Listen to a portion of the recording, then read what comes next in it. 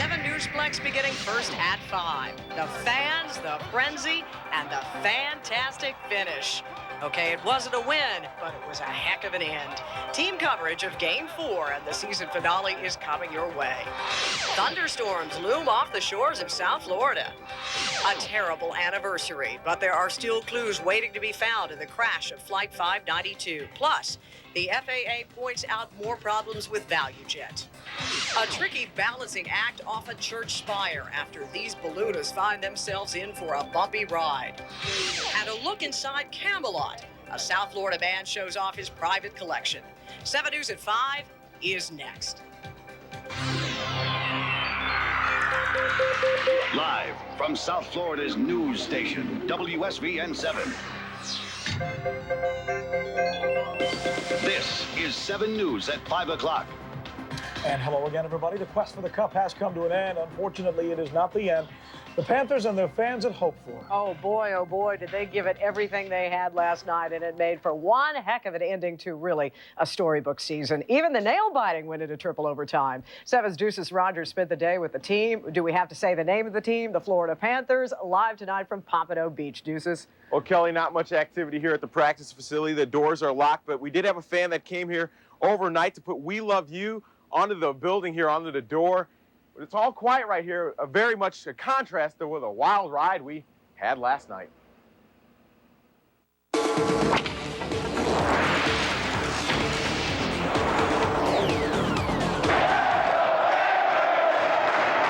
Even in defeat, the Panthers are heroes. They pretty much own this town. Last night, they lose a triple overtime thriller to the Avalanche, ending their run. And even though there's no Stanley Cup title, there's plenty of memories of a truly terrific season. We fought hard. I don't think that there's a guy in that room that I'm not proud of personally. And there's not a guy in that room that I wouldn't want on my team any day of the week. So I stand here very disappointed in losing, but very proud in what we accomplished. Well, it was a great season. I think this team worked real hard all season long, and a lot of people didn't give us a chance against Boston at the start of the playoffs, and here we are. We represented the Eastern Conference in the finals, and we have a lot to be proud of. We've had a great group of guys in here. We've been close and tight and really supporting and behind one another, and it's these are guys that I'm really proud to call my real close friends, and it's been something that's been a real exceptional run. There's something different about these cats. Not only do they work hard and hustle, they now have set a new standard for future Panther teams. Having a chance to look back on the next few days, I'm gonna feel very proud of what our team did. I think that every player that puts the sweater on from this step forward is gonna have to play with pride, determination, and a character that nobody's seen before. And that's what got us to this level. I think we've set a standard now for the Florida Panthers as an organization. We've got a first-class organization, and now we got something to shoot for next year. We've sort of set a trend around here for people who want to wear a Florida Panthers jersey, and we're going to have a motto that's going to be work hard, and you never know what'll happen. It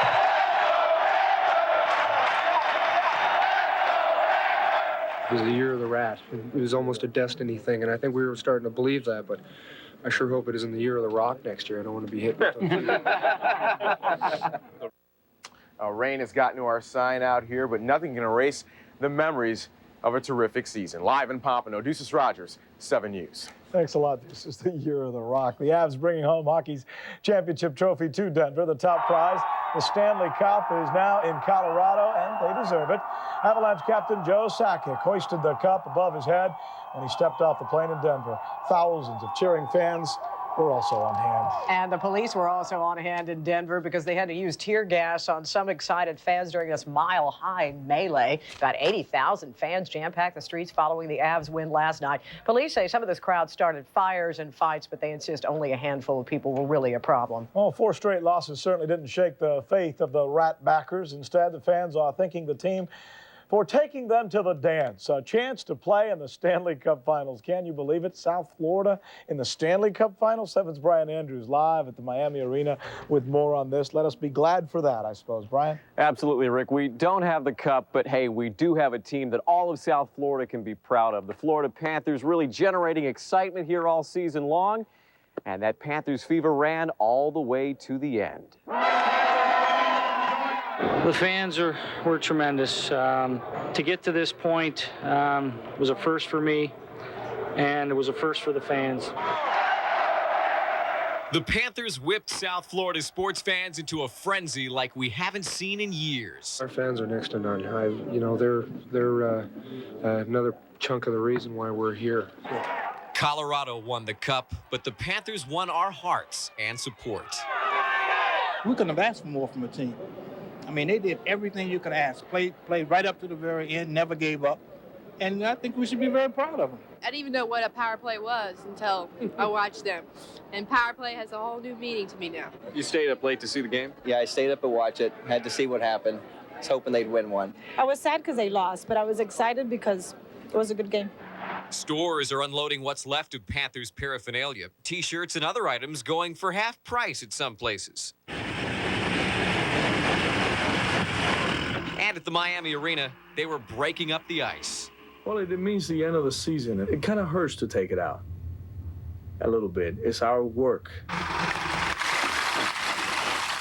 The ice is leaving the arena in giant containers. The company plans to use water from the melted ice in special commemorative Stanley Cup hockey pucks.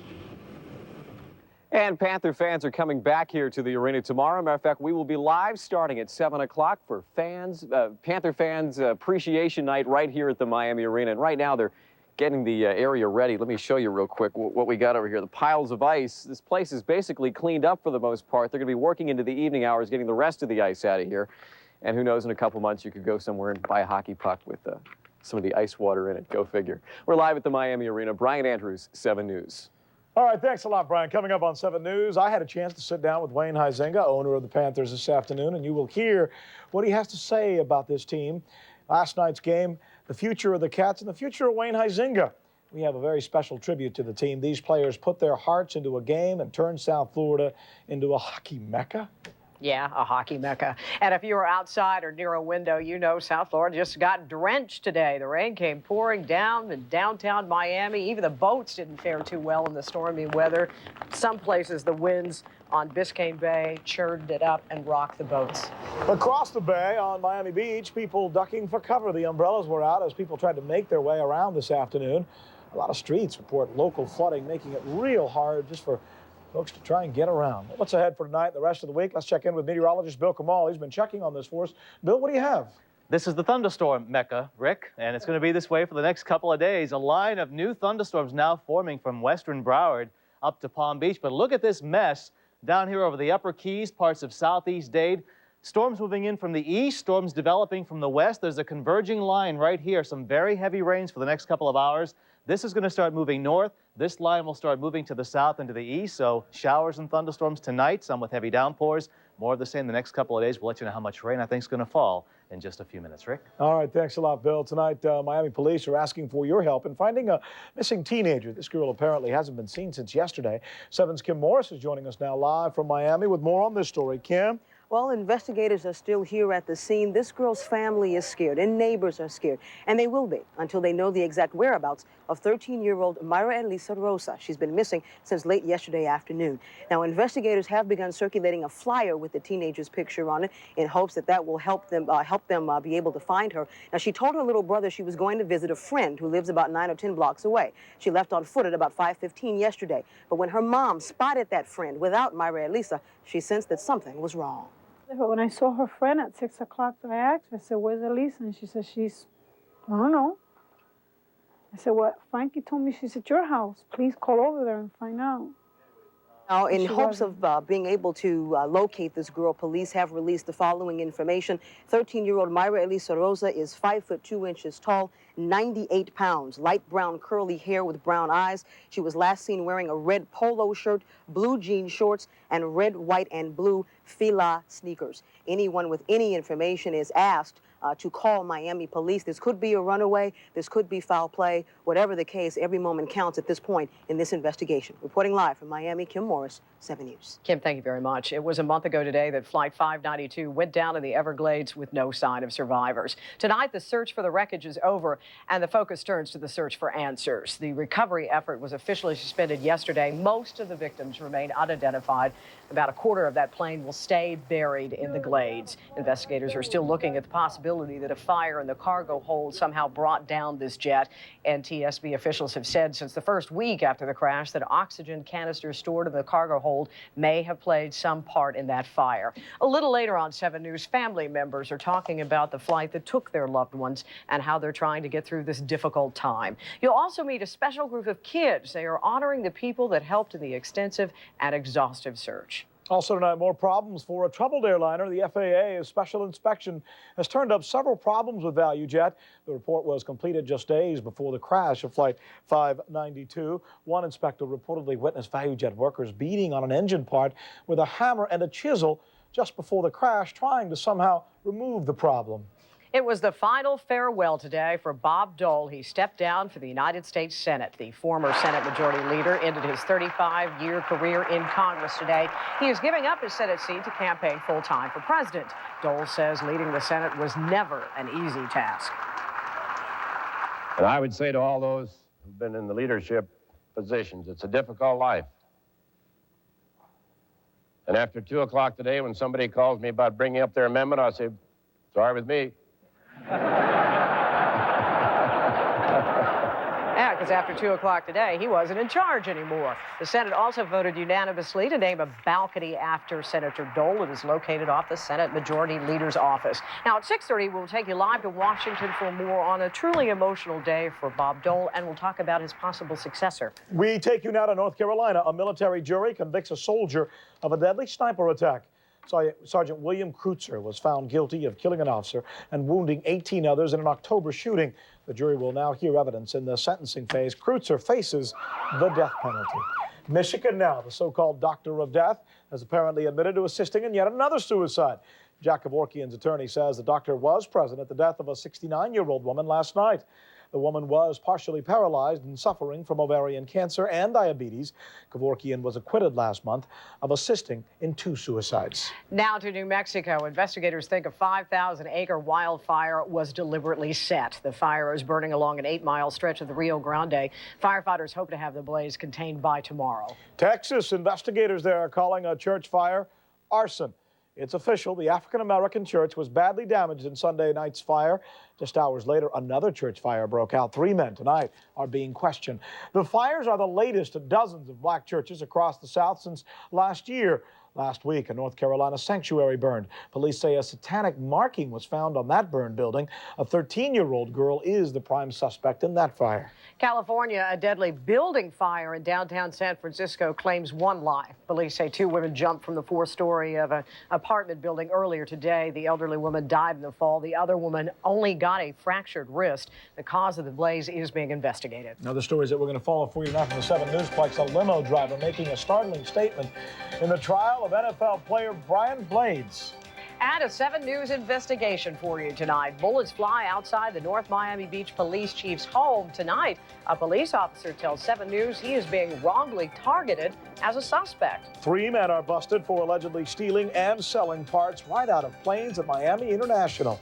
A South Florida man shares his memories and his personal memoirs of Jacqueline Kennedy Onassis. You will see them here.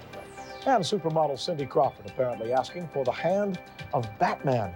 Find out if he accepted in 7 Entertainment News. You are watching 7 News at 5 o'clock with Rick Sanchez and Kelly Mitchell.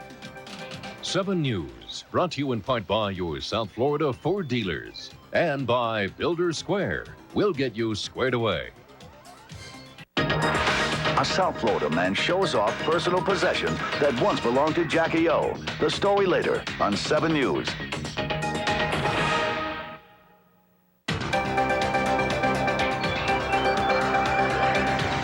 A A South Florida restaurant owner is remembering Camelot. Not only that, but he's sharing those memories with his customers. 7's Pam Gigante is at the Satellite Center with this story tonight. Pam? Kelly, well, the Kennedys and Camelot have always been synonymous with each other, and today one Miami restaurateur shared his little piece of Camelot with the rest of the community. Camelot came to Miami today. 4 historic pieces of Kennedy memorabilia were unveiled. Why? Well, as a simple gesture of thanks.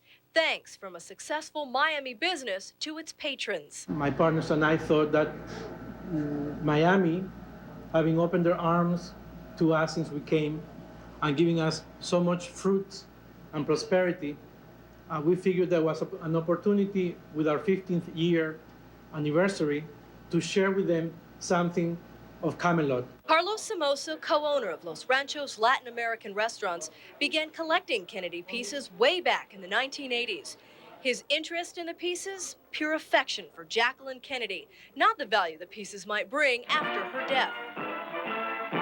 Mrs. Kennedy is in the spotlight, too. Mrs. Kennedy brought to the White House then truly class, style, art, music, etc. The unveiling of the collection kicks off a month-long celebration, including a tour of the pieces through all of Somoza's restaurants, a big contest giveaway, and in August, the unveiling of another piece, the world's largest Tres Leches.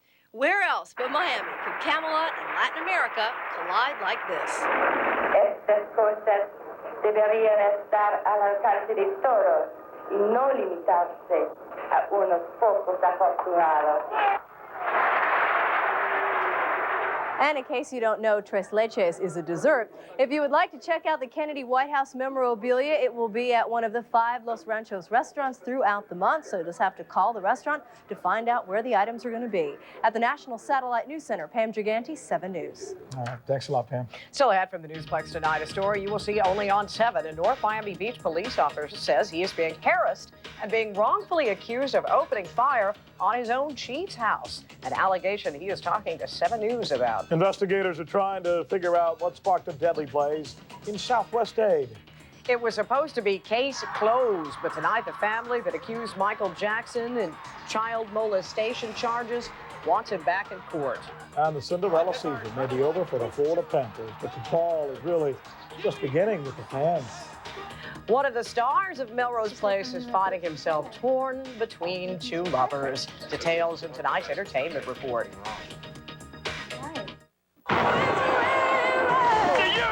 Everyone's got their rats ready. 8 nail biter at the arena. Huey Cruz has scored! This crowd was treated to a Stanley Cup classic. Florida's storybook team turning in a legendary performance last night. Proud is the word I can only think of right now. They just played their hearts out like they did all year long. These guys are fantastic.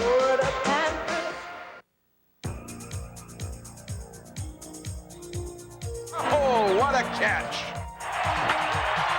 Another grand slam for the Marlins. The excitement continues on Sunshine. It's going to be a great season for everybody, fans, players, and everybody watching. There's not one starting rookie on the field this year. The Marlins win it! Catch the Marlins all season right here on Sunshine. Closed caption brought to you in part by City Furniture, the ultimate furniture store. Now, time for 7 weather with Bill Kamal. Well, the rains continue, June being one of the wettest months of the year, and this is no exception. 78 right now, the wind is calm. The heavy rains over South Dayton, they had about 2 to 3 inches. Now they're sinking over parts of the upper Keys and the middle Keys and out to the Atlantic. More showers and thunder showers, mainly east of Dayton-Broward. The line developing from Palm Beach down to western Broward, all because of this low, and this has been going on now since last week. This low is just stuck. The Caribbean connection is here. We've got the moisture coming out of the Caribbean. We have it coming around the low, and notice the bright white clouds just to the east of Lake Okeechobee and then down to the upper Keys. There's the upper flow and these little dashed lines like little pinwheels. Upper air disturbances circulating around that flow, and that's causing our showers and thunderstorms combined with the moisture coming up from the subtropical jet and from the Caribbean. Everything converging on South Florida again. And this is really not going to relax itself until probably sometime late in the week. Even by tomorrow, that low pressure just spinning, it's just cut off from main center of circulation, big trough in the Gulf, and that moisture coming right up from the Gulf of Mexico and the Caribbean Sea. So we're going to have some sunshine over the next couple of days, but numerous showers and thunder showers as well. Southeasterly winds 10 knots for you boaters tomorrow. Seas 2 to 3. Keep in mind, though, any thunderstorms, that means higher seas, and the bays could get kind of rough as well. Mostly cloudy tonight, scattered showers with thunder showers. A few of them still with heavy rain, low about 74. Tomorrow, I'll give it a 4.5 on a scale of 10. Limited sun, numerous showers and thunderstorms again with heavy downpours, highs close to 90. I think we'll probably still have another day like this on Thursday. Then by Friday and Saturday, still a chance of thunderstorms, but not quite as bad and still remaining rather hot and humid. Rick and Kelly. All right, Bill, thank you very much. Did you know that a cup of tea may help prevent a stroke? Also, some disturbing news about deadly violence near our own schools. And also, they're apparently getting closer to a contraceptive for men. Lester Strong has details in tonight's HealthCast. Italian researchers say they've come up with an effective birth control pill for men. The contraceptive combines the use of 2 hormones, testosterone and cyproterone, which dramatically reduce sperm production. Men taking part in the study experienced no ill effects from the treatment. The pill is still being tested. There were more than 100 violent deaths around American schools in the last 2 years, according to health officials. The survey shows among those violent deaths, 80% were murders. The other 20% were suicides. The vast majority of the murders were committed with a firearm, usually a handgun. I think it certainly brings home the point that access to firearms is a contributing factor to school-associated violent deaths. Drinking tea regularly could help reduce your risk of a stroke. A new study shows men who drink more than 4.5 cups a day reduce their risk of stroke by 69% compared to men who drink less than 3 cups a day. Experts say vitamin-like compounds called flavonoids, which are naturally found in tea, make blood cells less prone to clotting. That's HealthCast. I'm Lester Strong. All right, and thanks a lot, Lester. A free frightening ride for those tourists in Belgium. Their hot air balloon got stuck in the church spire. The group dangled some 200 feet above the ground. Firefighters used a giant crane to stop the canopy from ripping. Firefighters also hacked a hole through the roof to get the people out. The 3 were taken to a hospital. They were suffering only from shock. Basically, they were no worse for the wear. No, thank you. Next from the Plex tonight, if your kids want to grow up to be rock stars, do rock stars grow up? I'm not sure about that. Well, take note, there is a music program just for them. Well, the story in our education report tonight at 5:30. They just never cut their hair. I see. Panther Pride is still running high. Tonight, 7 News goes one-on-one with team owner Wayne Huizinga. After auditioning hundreds of women producers, pick the woman who will play Selena. We have the story in Tim Cherno's entertainment report. And some people in Florida come to the rescue of some baby ducklings that waddled right into a storm drain. 7 News, brought to you in part by De Beers. A diamond is forever.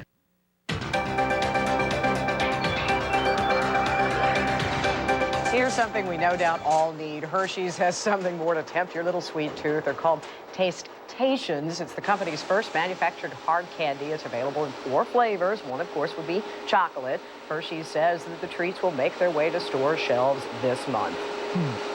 That is 7 News at 5 o'clock. I think I get big just looking at those. Yeah, you're such a sugar gun. 7 News at 5:30 is next. Live from the 7 Newsplex at 5:30. A limo driver tells it like he says he heard it. Surprising testimony in the manslaughter trial of Seattle Seahawk receiver Brian Blades. Digging, dredging, and searching for life-saving clues. New heroes for a group of South Florida students. A Miami fisherman rescued after drifting at sea for days. To make it in the music biz, you ought to know how some stars have done it. We're making music in today's education report. I'm Tim Cherno. Is Melanie having a boy or a girl? Are Cindy and Val